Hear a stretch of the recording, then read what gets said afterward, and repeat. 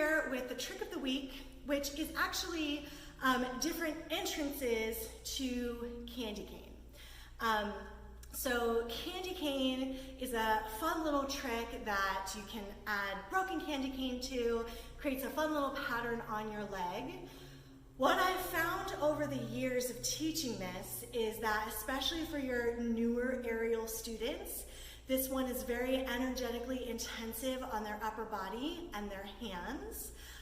So what I've started to do when I teach this trick is give options for different entrances. So that way, even if a student becomes really tired and they don't want to keep doing all of the roll-ups, they can practice different entrances and just do the single roll, and so they don't get so totally exhausted.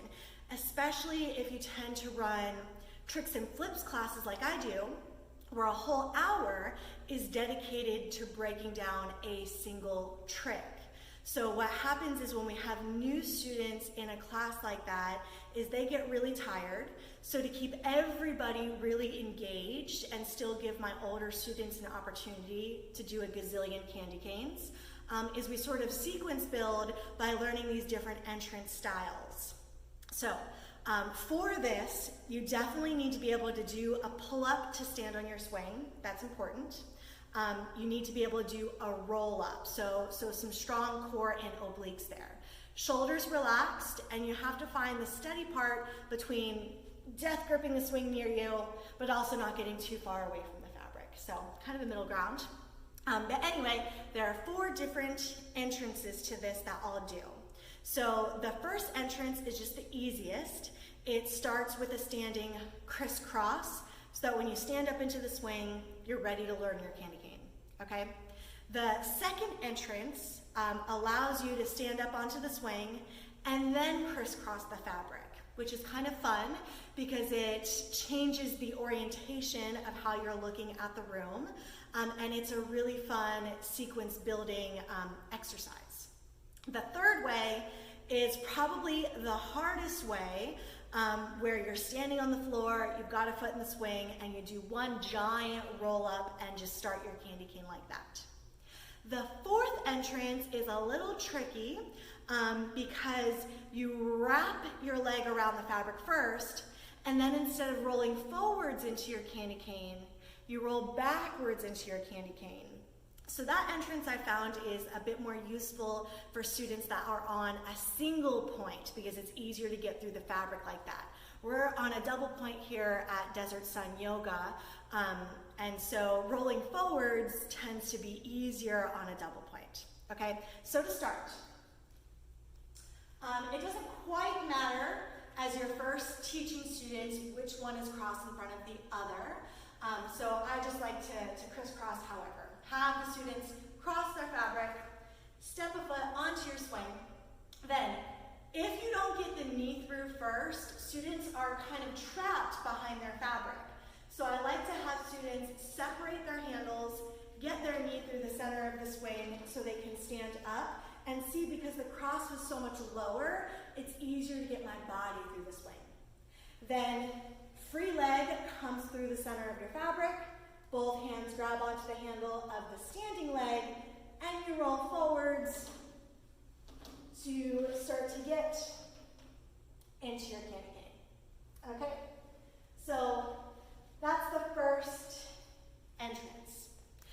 The second entrance, I like to start from a seat, and I'll show you here because it might be a little bit difficult to see me in the swing. But you start from a seat, pull yourself up to stand. Then, whatever foot is standing in the swing, the opposite arm wraps around your handles and grabs onto the handle of your standing leg. Then your standing leg hand reaches behind your fabric, it grabs onto your opposite handle, you separate your elbows, turn, bring your free leg through the center of the fabric, and then you're ready to start your candy canes. So, from a seat, slide to your knees, foot steps onto your swing, and you pull yourself up. My right foot is in the swing, so my left hand grabs onto my right handle, My right hand grabs onto my left handle. I separate the fabric and turn, okay? And then you do your roll-ups. Now, this one is great too because as you come out, say in my roll-up I do 3 roll-ups, on the way out, I would do 4 roll-outs, and that would land me facing back the way that I started. All right? So that one's pretty easy too. It's really my go-to because there are so many different ways to get into a seat that I can really give stimulation both to newer and older students with that. So the third one is probably the most energetically intensive. You start with one foot on your swing, you're on the floor, your hands grab onto the handle of your standing leg. And then you do a big old roll up, that standing leg's gotta come up through the center of your handles and you roll around and you're there to start your candy cane. So,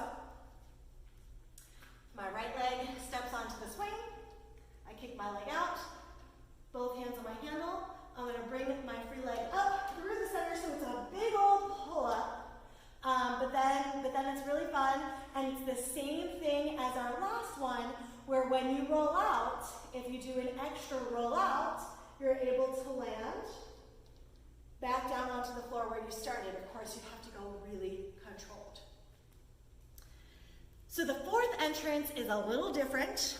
One leg comes through the center of the fabric, around, and you step onto the swing.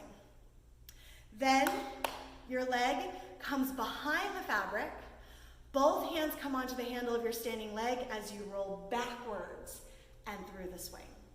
So, if I'm standing on my fabric, I pull myself up.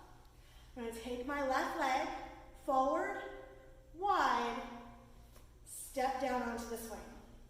My right leg comes behind me. Both hands come onto the handle of my standing leg.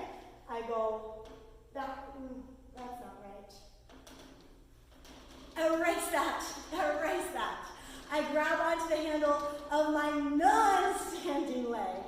I go backwards. That way my standing foot, or my free foot, can push the fabric down my standing leg, and I roll through. So it is grab the handle of your free leg, lean back, foot through, slide, and roll up.